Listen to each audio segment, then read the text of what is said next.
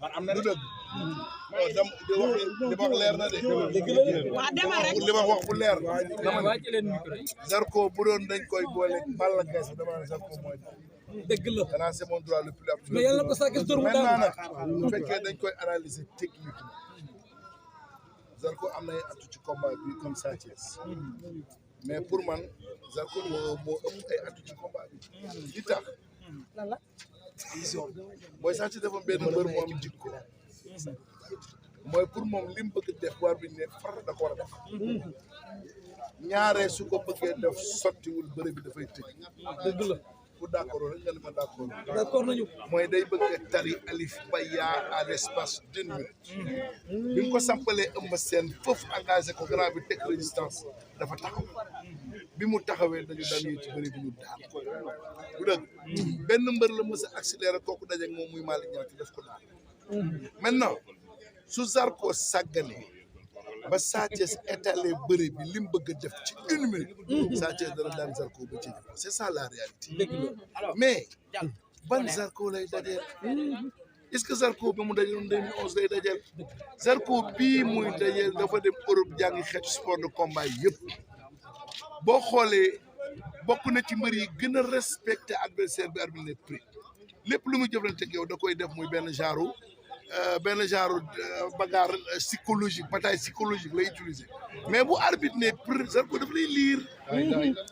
Zarko ñëwatul saam li mu yor dëgg la de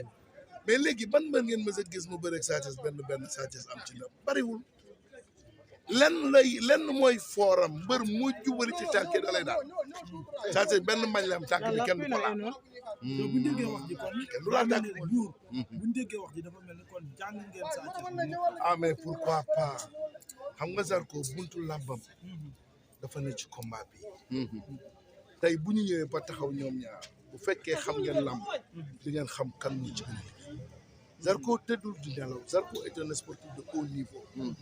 amul fenn pour combat jeexee Zarko toog Zarko est le seul lutteur boo xam day entraîné jour tabaski ak jour korité te li ma leen di wax nii xanaa mu commettre erreur ah làmb la nag xanaa mu commettre erreur mais s'il est constant pour Sa Thiès génn ci combat bi dana jafe nee na Sa Thiès jël bi ñu ko daanoon jëlu xale la 4 at bi du jël boo xamante ne nit mën na ko daanee waaw mbañu Sa Thiès la def ci combat bi nee la ku jëli tànk bi da lay suuxal ak koo mën a doon yàlla moo ko may loolu mais du mbër mu mën a xaar du mbër muy bëri ci teg mbër la buy accélérer adversaire mbër la mu bëgg bëri kat mbër la moo xam ne day bëgg bu la nee ñërmit bu tegee nga teg bu tegee nga teg Zarko bëreetul lool Zarko dina jox Sa Thiès cër bi mu moom ci làmb ji dana bëre ak moom convenablement Zarko a le droit d'éplucher le premier carton les premières 10 minutes Zarko daf ko war a rey ci diggante ak Sa Thiès xam nga maa ngi wax stratégie mat te bëgguma ko mais damay jàng ci waa géej waaye dañu bëre combat ba pare waaw dañ koy daan nag ñoom ñëpp laa dégg comme CFA da daan na incha allah am CFA man buur laay wax xam nga kon Gris Bordeaux dama taxawoon fii ne leen c'est le combat de Zarko le plus facile ci carrière kenn gëmuma woon bëre ngeen combat bi ak confiance bëre ngeen ko jàpp ni jeex na non parce que ñoo ko mën mais il faut savoir faire la part des choses Zarko dof bi Zarko mën a ngalañ ak Zarko bi y a une très grande différence te incha allahu nañ ci yàlla yëpp en tout cas ay athlètes lañ ñoom ñaar ay xale Sa Thiès est dos au mur il n'a plus droit à l'erreur parce que actuellement on sent qu'il fait cavalier seul tey neex naqari mënuloo mag mu toll di Eumeu Sène lim la magga cee ak ñëw tegal résistance daan sama ñaari yoon daan la muy defet bi gën a humiliant ci carrière am si Sa Thiès parvient à tomber face à Zarko lan la koy jural ci làmbam mais Zarko dafa am benn défi bi mu am ñett la mooy Balla Gaye 2 ak ki nga xamante ne que moom mooy Omar Kane rek dañu war a bëre ak moom Zarko dafa war a bëre Boy Niang Zarko dafa war a bëre Eumeu Sène bàyyi leen xel ab wax ji ma leen di wax Zarko est le nouvel étoile montante de la lutte sénégalaise abu de bëgg wax naa ko waxaat ko je ne parle pas ci affaire de supporter mais Zarko bi a beaucoup changé mais buur est-ce que meilleur combat de l'année mën na génn ci diggante Sa Thiès je ne pense pas li ñuy bëre du benn déedéet Sa Thiès contre offensif lay bëre Zarko mathématicien la mooy dafay bëgg a nax Sa Thiès ci bëri bi Sa Thiès bi Sa Thiès day bëgg a accélérer Zarko pour yëkkati jikko ji. mooy Thalès léegi. ok jërëjëf Diouf mooy Thalès jikko ji la bëgg a génne